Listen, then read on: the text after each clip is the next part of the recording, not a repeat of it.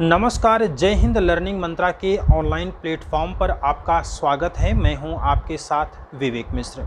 दोस्तों, आज हम लोग समुद्र विज्ञान के अंतर्गत समुद्री संसाधन को पढ़ेंगे। कौन कौन से ऐसे संसाधन हैं जो आपके लिए महत्वपूर्ण हैं, आपकी परीक्षाओं में पूछे जा सकते हैं। हालांकि सवाल यहाँ पर आपको प्रारंभिक परीक्षा के लिए बहुत खास नहीं बनता है, लेकिन कुछ एक सवाल हैं जो आपसे पूछा जा सकता है और उन्हीं सवालों को आपको ध्यान में रखना है। इसके बाद हम लोग पढ़ेंगे जलवायु विज्ञान को, यानी कि क्लाइमेटोलॉजी को। तो उसको आप ध्यान से पढ़िएगा, वहाँ से सवाल आपको ज़्यादा पूछे जाते हैं।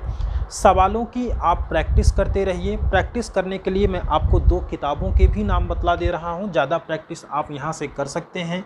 एक आती है घटना चक्र की, घटना चक्र का जो पूर्वावलोकन है, आप इसको ले सकते हैं। और एक आती है यूथ कंपटीशन की, यूथ कंपटीशन टाइम्स की आती है भूगोल, जिसमें आप देखेंगे तो जितने भी प्रीवियस ईयर के क्वेश्चंस हैं वो सारे आपको वहाँ पर मिल जाएंगे।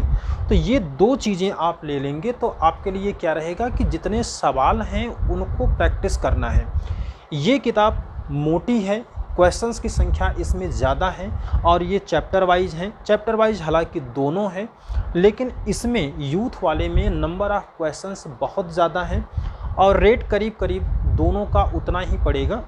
तो आप कोशिश ये करिए कि यूथ कंपटीशन वालों को लीजिए, तो आपको नंबर ऑफ़ क्वेश्चंस बहुत ज़्यादा मिल जाएंगे और जितनी ज़्यादा आप प्रैक्टिस किए रहेंगे उतना ही आपके लिए बेनिफिशियल रहेगा आपकी परीक्षा के लिए। तो यहाँ पर जितने भी आपको सवाल, देखिए पढ़ने का मतलब ये नहीं है कि आपने पढ़ लिया और पूरा हो गया। सवाल को आपके सामने से होकर गुजरना है। जब सवाल आपके सामने विकल्प के रूप में आते हैं तब आप उसमें से क्या करते हैं कि अपने सही विकल्प का चयन करते हैं।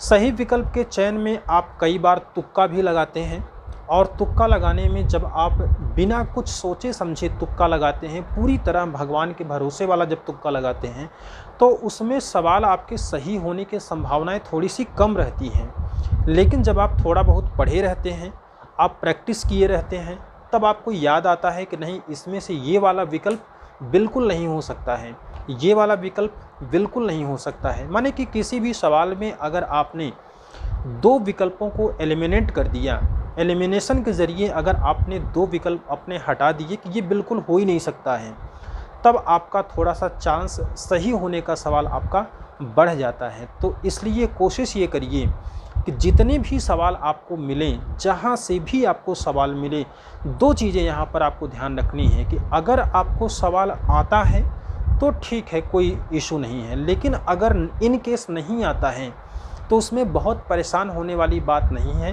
कॉन्सेप्ट आप लगाइए, कॉन्सेप्ट लगाने के बाद आप सवालों को सॉल्व करिए। सवाल अगर सॉल्व होता है तो ठीक है, नहीं होता है एक जगह उसको नोट कर लीजिए। मान लीजिए कि किसी टॉपिक में फैक्ट बहुत ज़्यादा होते हैं, जैसे अभी आप आगे पढ़ेंगे जब पवन पढ़ेंगे, या यूँ कह लें कि आप जलधारा में भी आपने देखा होगा कि बहुत सारे फैक्ट आपको मिलते हैं। तो फैक्ट वाली चीज़ें आपको समझाया नहीं जा सकता है, आपको ज़्यादा से ज़्यादा क्या करना है कि उसको रटने की ज़रूरत है।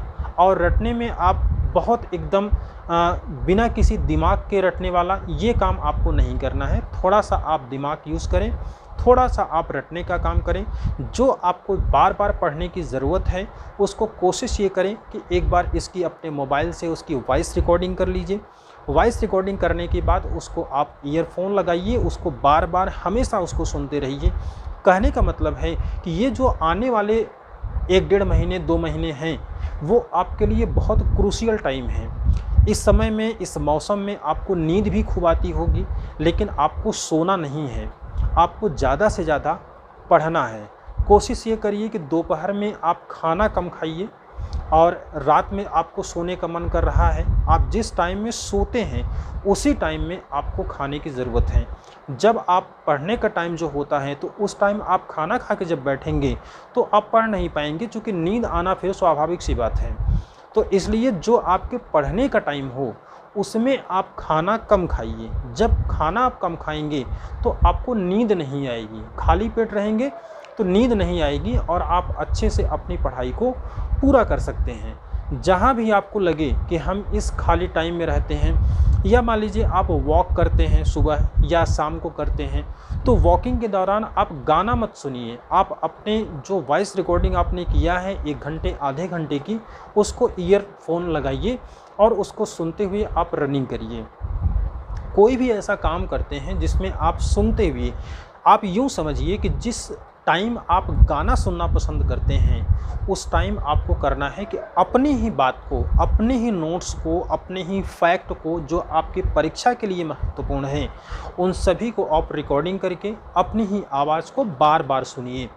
जितना ज़्यादा आप सुनेंगे उतना ही ज़्यादा आपको चीज़ें तैयार होंगी। और अगर आपको लगता है कि आप रिकॉर्डिंग उसकी नहीं कर पा रहे हैं किसी टॉपिक में, हालांकि सब टॉपिक में तो पॉसिबल नहीं होगा, लेकिन कुछ जो आपको बहुत टफ टॉपिक लग रहे हों उसको बताइए, तो उसका ऑडियो फॉर्मेट हम तैयार कर देंगे और आपको वो मिल जाएगा।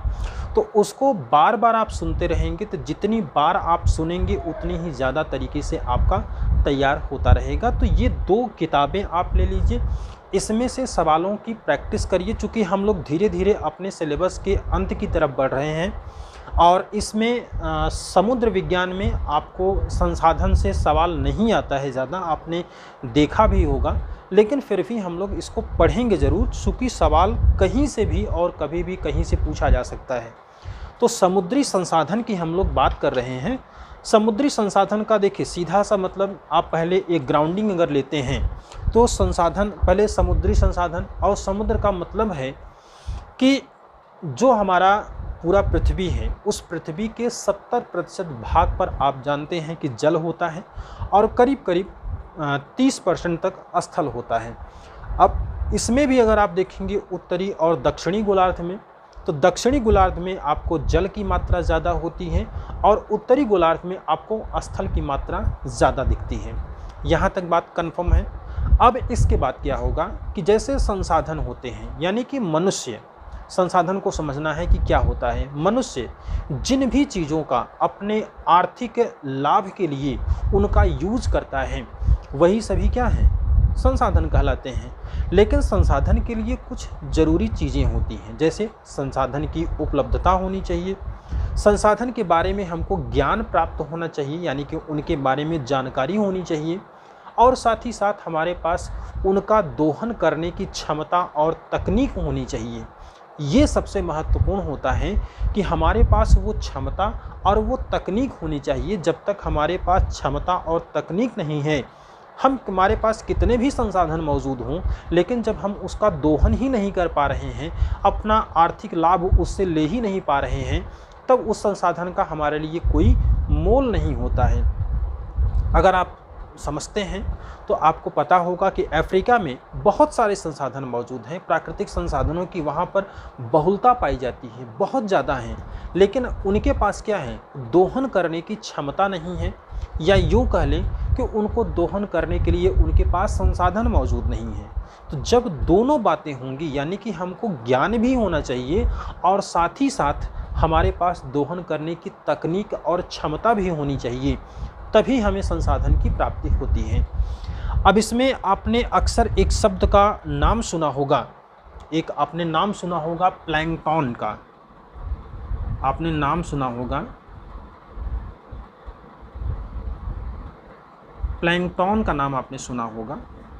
ये प्लैंकटन क्या होते हैं? प्लैंकटन का मतलब ये हो गया कि जैसे आप देखते हैं कि महासागर, हमने आपको बताया था कि महासागरों का जो तापमान होता है, महासागरों का टेम्परेचर जो होता है, वो मुख्य तौर पर हमें कहाँ से मिलता है, सूर्य से मिलता है, और कुछ हमको मिल जाता है आंतरिक क्षेत्रों से, यानी कि सूर्य से, और उसके बाद हमको मिलता है कहाँ से, आंतरिक क्षेत्रों से, यानी कि पृथ्वी के अंदर का जो तापमान है वो भी हमें कहीं न कहीं महासागरीय जल को गर्म करने के लिए पर्याप्त मात्रा में मिल जाता है। तो आप देखें तो यहाँ ये सतह है समुद्र की, यहाँ से हमको सन की एनर्जी प्राप्त हो रही है। अब इसके बाद हम जब नीचे जाएंगे, जैसे जैसे हम सागर के सतह से नीचे जाएंगे, वैसे वैसे क्या होगा, सूर्य की एनर्जी कम होगी। तो सूर्य की एनर्जी गहराई में बढ़ने के साथ साथ में कम होगी, लेकिन फिर नीचे से हमें जो पृथ्वी के आंतरिक क्षेत्र से ऊर्जा मिल रही है वो हमको प्राप्त होती है। तो कहने का मतलब है कि सतह पर तो तापमान ज़्यादा रहता है और नीचे क्या रहता है, कम रहता है। यानी कि सूर्य का प्रकाश हमको बहुत ज़्यादा गहराई तक प्राप्त नहीं हो पाता है, और बहुत ज़्यादा गहराई तक प्राप्त न होने की वजह से क्या होता है कि जितने भी प्लैंकटन होते हैं वो कम से कम ज़्यादा से ज़्यादा वो 200 मीटर की गहराई तक ही हमको प्राप्त हो पाते हैं। कितने तक? 200 मीटर की गहराई तक। अब जहाँ तक ये 200 मीटर की गहराई तक सूर्य का तापमान पहुँचता है तो वहाँ क्या होता है कि प्रकाश संश्लेषण की क्रिया होती है। प्रकाश संश्लेषण की क्रिया होती है, और इसी प्रकाश संश्लेषण की क्रिया से ही क्या होता है कि यहाँ पर जितने भी जीव और वनस्पति पाए जाते हैं, छोटे छोटे जीव और वनस्पति पाए जाते हैं, वही क्या होता है कि प्रकाश संश्लेषण की क्रिया से अपना भोजन तैयार करते हैं और फिर ये खुद किसी का भोजन बनते हैं। खास करके आपने मछलियों के बारे में पढ़ा था जब मैंने आपको बताया था डॉगर बैंक और ग्रांड बैंक के बारे में, जहाँ पर ठंडी और गर्म जलधाराओं का मिलन होता है, वहाँ पर प्लैंकटन की संख्या ज़्यादा होती है। तो प्लैंकटन के जो विकास की आवश्यक दशाएं हैं उसमें आप एक पॉइंट ये भी समझ सकते हैं कि जहाँ पर ठंडी और यानी कि दो विपरीत नेचर वाली जलधाराएं मिलती हैं वहाँ पर प्लैंकटन का निर्माण ज़्यादा होता है। तो एक चीज़ आप यहाँ पर इसको भी समझ सकते हैं। और एक यहाँ पर वर्ड यूज होता है सागरीय चारागाह का। तो जो ये वाला क्षेत्र होता है इसको एक वर्ड भी दिया जाता है सागरीय चारागाह। अब यहाँ पर हम लोगों ने सागरीय चारागाह की बात किया तो आपसे ये पूछा जा सकता है कि सागरीय चारागाह कहाँ होता है और इसका यूज क्या होता है। तो यहाँ पर ये चीज़ आपको समझने की ज़रूरत थी। फिर इसके बाद आप यहाँ पर देखेंगे कि जो ये प्लैंकटन होते हैं ये वनस्पति और जीव दोनों के रूप में उपलब्ध होते हैं, और दोनों ही क्या होते हैं, ये मछलियों का भोजन बनते हैं। अब मछलियों का भोजन बनते हैं तो हमें यहाँ पर एक चीज़ और समझनी है मछलियों के भोजन के रेफरेंस में कि आखिर हम मत्स्यन किसको कहते हैं। तो अगर हम लोग फिशरिंग की बात करें यानी कि मत्स्ययन की अगर बात कर रहे हैं तो मत्स्ययन क्या है, ये एक प्रकार की क्रिया है, एक प्रकार का ये काम होता है जिसमें हम मछली पकड़ने का काम करते हैं। यानी कि मछलियों के पकड़ने की प्रक्रिया को ही हम क्या कहते हैं, मत्स्यन कहते हैं या फिशरिंग कहते हैं। तो अब यहाँ पर एक सवाल ये होता है कि मछलियों का हम यूज़ कहाँ कहाँ पर करते हैं, हम मछलियों को क्यों मारते हैं। तो मछलियों के मारने का दो उद्देश्य होता है। कौन कौन सा? एक तो जो आप लोग करते होंगे खाद्य पदार्थ के रूप में, यानी कि उसको खा जाते हैं मार के। दूसरा कौन सा होता है, इंडस्ट्रियल होता है या औद्योगिक यूज भी इसका होता है। तो औद्योगिक और खाने के लिए यानी कि फूड और इंडस्ट्री दोनों के लिए हम मछलियों को मारते हैं। तो मछलियों का यूज़ तो आपने एक चीज़ देख लिया। अब जो इंडस्ट्री में है या यूँ हम लोग अगर खाने की बात कर रहे हैं तो खाने में जो जंतु से ये प्रोटीन का एक बड़ा सोर्स होता है। तो प्रोटीन के सोर्स के रूप में मछलियों को जब आप खाते हैं तो आपको प्रोटीन की मात्रा ज़्यादा मिलती है। लेकिन अब मछलियों का जो प्रोटीन होता है, कुछ लोग कहते हैं कि हम मछली बिल्कुल भी नहीं खाते हैं या हम वेजिटेरियन नहीं हैं, लेकिन जंतु से प्राप्त होने वाले प्रोटीन की अगर हम बात करें संपूर्ण जंतु प्रोटीन की तो 10% आपको ये मछली ही उपलब्ध कराती है। कितना परसेंट? 10%।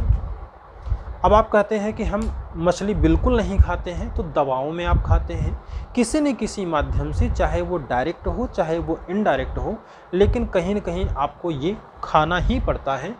तो यूँ कहा जा सकता है कि जो हमारे जंतु प्रोटीन का 10% किससे प्राप्त होता है, वो मछलियों से हमको प्राप्त हो जाता है।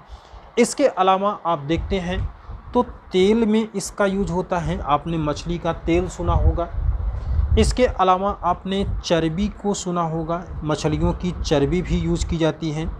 इसके अलावा अगर हम लोग बात करें तो आप खाद में देखते हैं, तो खाद मतलब कि जो फर्टिलाइज़र्स होते हैं, तो जो उत्तम क्वालिटी वाले होते हैं उसमें भी हम मछलियों को यूज़ करते हैं। इसके साथ साथ में मछली की चर्बी अलग से, मछली का तेल अलग से, और थोड़ा सा और स्तर आगे बढ़ाते हैं तो जो दुधारू पशु होते हैं उनको भी कहीं न कहीं इन सब चीज़ों को खिलाया जाता है और मुर्गियों को खिलाया जाता है। तो इस तरह से देखा जाए तो मछलियों का बहुत तरीके से यूज होता है। अब दूसरा सवाल ये होता है, जो सवाल आपकी परीक्षा में आते हैं, ये सब तो सवाल मान लीजिए कि आपकी परीक्षा में नहीं आएगा, हाँ 10% वाला आपको पूछा जा सकता है। अब यहाँ पर सवाल ये आता है कि मत्स्यन यानी कि फिशरिंग जो होती है वो कहाँ पर ज़्यादा होती है। आपने पढ़ा था महासागरों का अलग अलग पार्ट होता है, जैसे महाद्वीपीय मग्न तट आपने पढ़ा था, ढाल पढ़ा था, गहन सागरीय मैदान पढ़ा था। तो इसमें से मत्स्यन का जो काम होता है वो सबसे ज़्यादा कहाँ पर होता है, तो ये सवाल आपसे पूछा जाता है। तो मग्न तट पर सबसे ज़्यादा, मग्न तट पर 100 फैदम की गहराई तक इसका हम लोग उपयोग करते हैं। तो यहाँ पर एक चीज़ आपको ये ध्यान रखनी है कि मत्स्यन सबसे ज़्यादा कहाँ होता है, तो महाद्वीपीय मग्न तट पर होता है, ढाल पर नहीं होता है, मग्न तट पर होता है। और मग्न तट का जो ढाल होता है, स्लोप होता है, वो बहुत कम होता है, 1 से लेकर के 3 डिग्री तक ही होता है और करीब करीब ये समतल ही होते हैं। और इसको कहा जाता है कि ये महाद्वीपों का ही भाग है जो जलमग्न हो गए हैं, यानी कि महाद्वीपीय मग्न तट जो है वो महाद्वीपों का किनारे का भाग है जो कि जलमग्न हो गया है, इसलिए हम लोग इसको महाद्वीपीय मग्न तट कहते हैं। और मत्स्यन का जो ज़्यादा क्षेत्र होता है वो इसी क्षेत्र में आपको देखने को मिल जाता है। तो एक चीज़ आपको यहाँ पर ये भी ध्यान रखना है। आगे हम लोग अब बढ़ें तो कौन कौन से यहाँ पर एनर्जी प्राप्त होती हैं। आपने देखा था कि जितने भी संसाधन होते हैं हम उन सभी संसाधनों को 2 पार्ट में डिवाइड कर लिए। एक को कहा गया स्थलीय संसाधन और दूसरे को हम लोग कह सकते हैं जलीय संसाधन। यानी कि जो संसाधन हमारे लिए मौजूद हैं उनमें से अधिकांश तो हमें कहाँ से मिलते हैं, स्थलों से प्राप्त होते हैं, यानी कि हम उनकी खुदाई करते हैं और खुदाई के बाद हमको मिलता है। जितने भी हमें मिनरल्स मिलते हैं या जितने भी हमें रिसोर्सेस मिलते हैं वो सभी के सभी क्या होते हैं कि पृथ्वी से खोद कर हमें प्राप्त होते हैं। लेकिन अब वर्तमान में अगर देखा जाए तो ये क्या है, ये अनवीकरणीय ऊर्जा होते हैं, यानी कि इनको बार बार हम यूज़ करते रहेंगे तो ऐसा नहीं कि ये ख़त्म नहीं होंगे, ये ख़त्म हो जाएंगे और एक समय के बाद इनकी जो मात्रा है वो बिल्कुल ख़त्म हो जाएगी, ज़ीरो हो जाएगी। तो इस तरह से अगर देखा जाए तो जो स्थलीय संसाधन हैं, इसके अलावा अब स्थलीय संसाधन से हमको जब ज़्यादा मात्रा में नहीं मिल पा रहा है तब हम किधर भाग रहे हैं, अब हम भाग रहे हैं महासागरीय संसाधन की ओर, यानी कि जलीय संसाधन। अब जलीय संसाधन में जैसे हम लोग मान लीजिए कि यहाँ पर एनर्जी प्राप्त करते हैं, एनर्जी के बहुत सारे सोर्स होते हैं, तो हमें ज़्यादा से ज़्यादा हमको एनर्जी कहाँ से प्राप्त होता है, ये तो आपने संसाधनों में ये देख लिया। अब इसके अलावा अन्य ऊर्जा के भी संसाधन हैं जिसमें हम लोग बात करते हैं ऊर्जा संसाधन। अब यहाँ पर अगर ऊर्जा संसाधन की बात की जाए, यहाँ पर अगर हम लोग ऊर्जा संसाधन की बात करते हैं तो ऊर्जा संसाधन में आप सीधा सा इतना समझेंगे कि जितने भी इलेक्ट्रिक बनाने वाले यानी कि बिजली निर्माण के लिए जितने भी संसाधन मौजूद हैं उन्हीं सब की हमें बात करनी है। ऊर्जा संसाधन का यहाँ पर मतलब हो जाएगा बिजली उत्पादन। यहाँ पर बिजली उत्पादन, अब बिजली उत्पादन के लिए हमारे पास बहुत सारे संसाधन और बहुत सारे तरीके मौजूद हैं। जैसे आप देखते हैं कि थर्मल होता है या फिर यूँ कह लें कि हाइड्रो इलेक्ट्रिक होता है, हाइड्रो इलेक्ट्रिक पावर प्लांट आपने देखा होगा। उन सभी का उद्देश्य सिर्फ इतना होता है कि टरबाइन को चलाना है, टरबाइन को चलाना यहाँ पर मुख्य उद्देश्य होता है। अब किसी भी तरीके से टरबाइन को चलाया जाएगा। अब इसी टरबाइन को चलाने के लिए बहुत सारे संसाधनों और बहुत सारे साधनों का प्रयोग करते हैं जिसके ज़रिए हम टरबाइन को चला पाते हैं। ठीक है, यहाँ पर हम लोग बात करते हैं पहली तरंग ऊर्जा की। तरंग ऊर्जा की बात करते हैं, यानी कि हम लोग बात कर रहे हैं वेव एनर्जी की। अब वेव एनर्जी जो होता है वो महासागरीय लहरों से बनता है। यहाँ पर एक पॉइंट आप लिखेंगे, महासागरीय लहरों से। अब महासागरीय लहरें कैसे उत्पन्न होती हैं? तो ज़्यादातर क्या होता है, पवनों के घर्षण से, यानी कि लहरें वहाँ पर ज़्यादा प्रबल होंगी जहाँ पर पवन प्रबल होगा। ये बात समझ में रहे हैं? जहाँ पर पवन प्रबल होगा वहीं पर क्या होंगी कि ये लहरें ज़्यादा से ज़्यादा प्रबल होंगी। और एक जो लहर होती है, सागरों की जो लहर होती है वो कितने ऊंचाई तक बढ़ती है? तो ये कुछ सेंटीमीटर से लेकर, मतलब कि बहुत छोटी छोटी भी लहरें होती हैं, तो कुछ सेंटीमीटर से लेकर के करीब 15 मीटर तक, कुछ सेंटीमीटर से 15 मीटर तक की ऊंची ऊंची लहरें उठती हैं। और इन्हीं लहरों के ज़रिए क्या होता है कि अलग अलग तरीके से टरबाइन को चलाया जाता है, टरबाइन को घुमाया जाता है। लेकिन अब यहाँ पर सवाल ये उठता है कि आखिर कितना मीटर की लहर हो तो उससे हम विद्युत का उत्पादन कर सकते हैं। तो सामान्य तौर पर क्या होता है कि अगर 5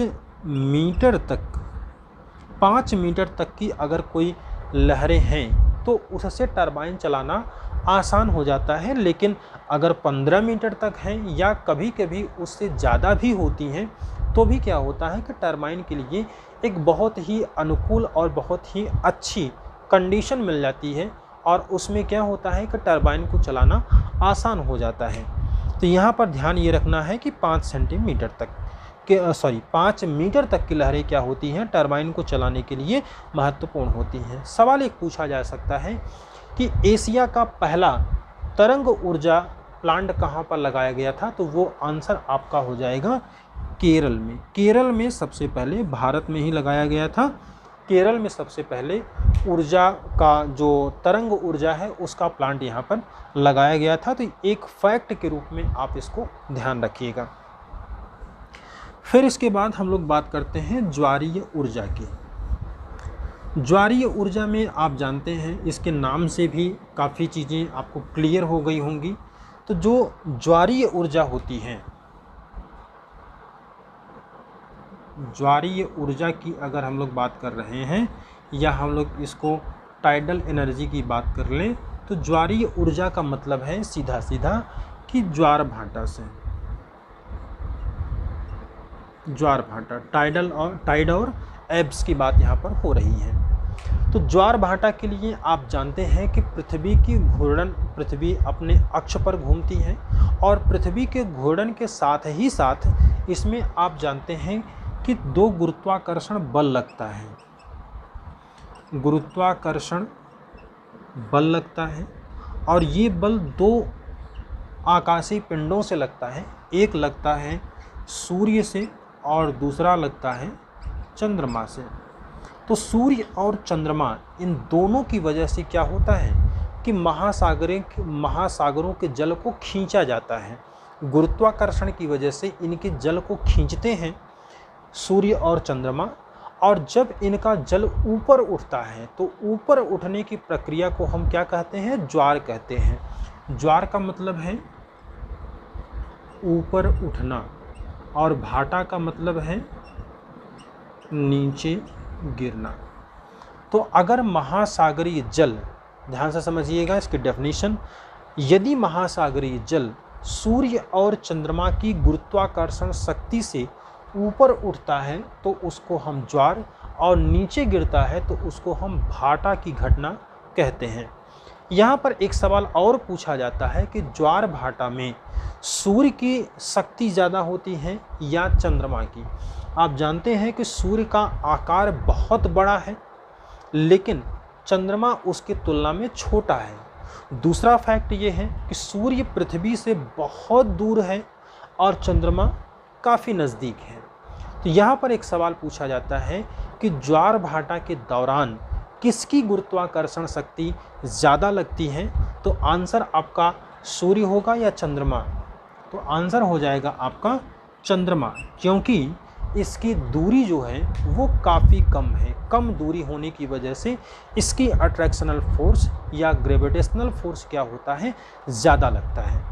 तो यहाँ पर क्या हो गया, ज्वार और भाटा। जब ज्वार और भाटा से जल ऊपर उठता है और नीचे गिरता है तो उसी से क्या होता है कि ऊंची ऊंची जो लहरें होती हैं हम उन्हीं का उपयोग करते हैं टरबाइन को चलाने में। सामान्य तौर पर अगर 3 मीटर यहाँ पर अगर 3 मीटर की ऊंचाई पर लहरें उठती हैं तो उसका उपयोग हम कर लेते हैं ज्वारीय ऊर्जा के उत्पादन में।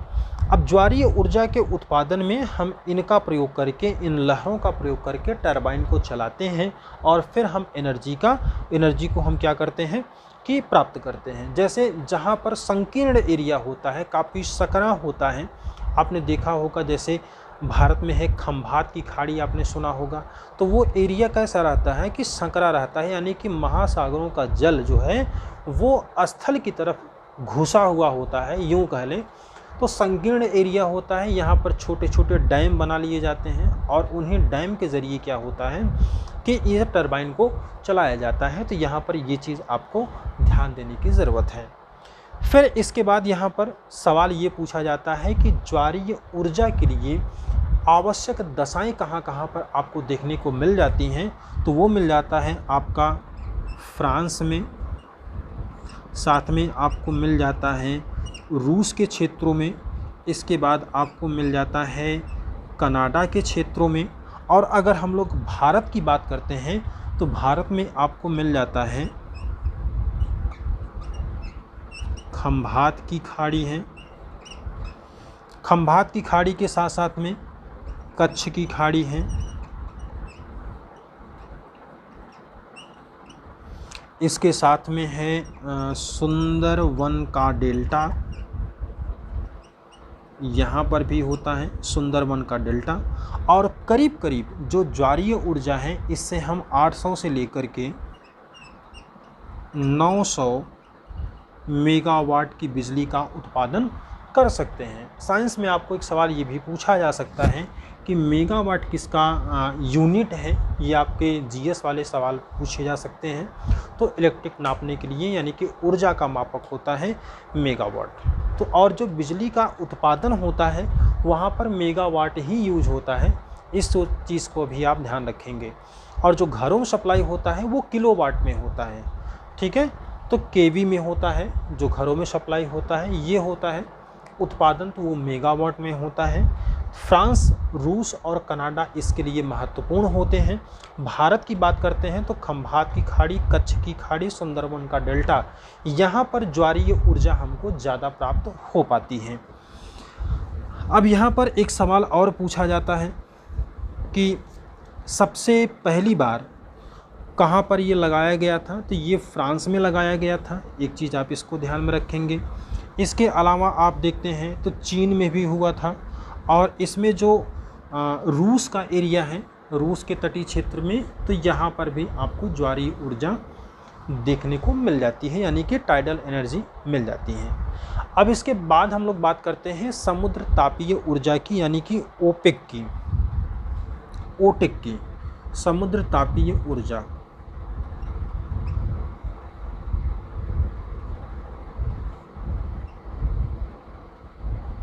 इसको कहा जाता है ओटेक। समुद्र तापीय ऊर्जा में आपने देखा होगा तो इसमें भी हमारा मुख्य उद्देश्य है टरबाइन को चलाना। अब टरबाइन को चलाने के लिए हम अलग तरीके से इसमें यूज़ करते हैं। तो इसका अगर पूरा नाम लिखते हैं ओटेक को, तो ocean thermal energy conversion, ocean thermal energy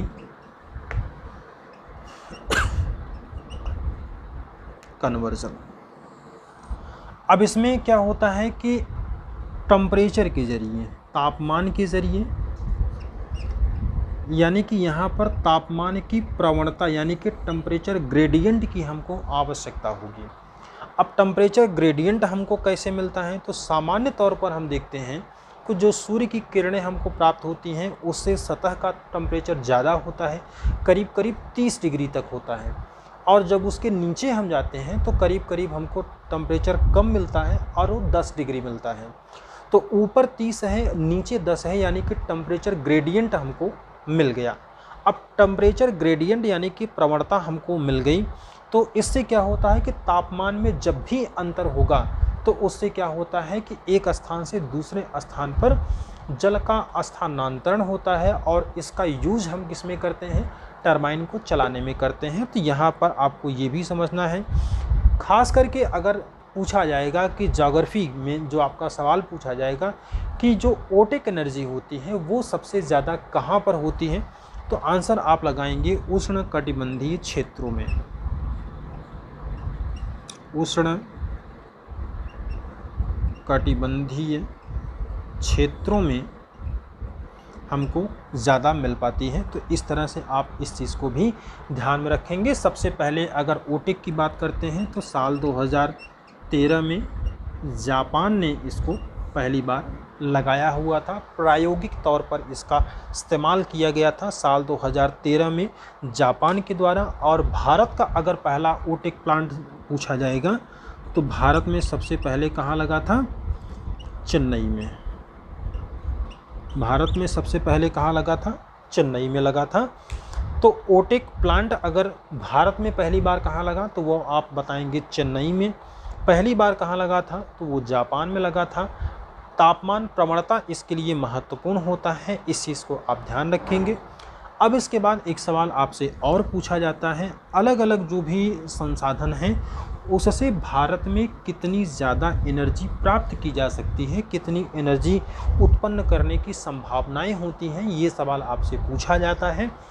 तो आप एक चीज़ जानते हैं कि भारत की अगर हम लोग समुद्री सीमा की बात करें, यानी कि तटीय सीमा की बात करें, समुद्री सीमा की बात करते हैं, यानी कि जो भारत का नीचे वाला एरिया है, जल से लगा हुआ एरिया कितना है ये पूछा जाता है, तो आपका आंसर होगा 7516.16 किलोमीटर, इतना होता है। अब इसके बाद यहाँ पर आपको दूसरा सवाल पूछा जाएगा कि भारत में अगर हम लोग ज्वारीय ऊर्जा की बात करें तो ज्वारीय ऊर्जा से हमको कितने मेगावाट की बिजली उपलब्ध होने की संभावना है, तो वो होता है 12455। ये हमको किससे मिलता है, ये इतना मेगावाट हमको मिल जाएगा कहाँ से, ज्वारीय ऊर्जा के ज़रिए। ठीक है। अब इसके बाद हम लोग अगर बात करते हैं कि सागरीय ऊर्जा, तरंग ऊर्जा से हमको कितना मिलेगा, तो तरंग ऊर्जा से हमको मिल जाएगा करीब 40,000 मेगावाट हमको मिल जाएगा तरंग ऊर्जा से। ये डाटा आपसे पूछा जा सकता है। और फिर उसके बाद अगर हम लोग थर्मल ऊर्जा की बात करें यानी कि ओटेक की बात करते हैं तो 18,000 मेगावाट हमको मिल जाता है थर्मल ऊर्जा से। तो ये डाटा भी आपसे पूछा जा सकता है कि भारत में कितने की संभावना है, यहाँ से ये सवाल भी आपकी परीक्षा में पूछा जा सकता है। तो एक तरह से हम लोगों ने संसाधन के बारे में चीज़ों को पढ़ा है। दूसरी चीज़ मैं आपसे ये भी कहना चाहता हूँ कि जो आपको प्रिंटेड वाला मटेरियल यानी कि टाइप वाला मटेरियल मिला है उसको एक बार आप पढ़ लेंगे तो टीजीटी, पीजीटी, जीआईसी का जितना प्रीलिम्स वाला एग्ज़ाम है कोई सवाल आपका बचेगा नहीं, इतना आप समझते रहें। तो उसको बार बार पढ़िएगा। मैक्सिमम लोगों को मैंने भेज दिया है। अगर आप में से किसी को नहीं मिला है वो नोट्स तो हमको आप व्हाट्सअप कर दीजिएगा, अपना नाम लिखिएगा, ओशिनोग्राफी लिखिएगा, ओशिनोग्राफी नोट्स, तो आपको तुरंत वो नोट्स आपके व्हाट्सअप नंबर पे मिल जाएगा। तो इतनी चीज़ों को आप तैयार किए रहें। जितनी भी चीज़ें आप पढ़ चुके हैं चैप्टर वाइज, उन दो जो मैंने स्टार्टिंग में 2 किताबों के नाम बताया है उसको लेकर के अब प्रैक्टिस करना शुरू कर दीजिए। जहाँ भी डाउट आता है वो हमसे आप ज़रूर शेयर करते रहें ताकि हम समाधान उसका कर सकें। तो अगले वीडियो में हम लोग कल फिर मिलेंगे, तब तक के लिए जय हिंद, वंदे मातरम।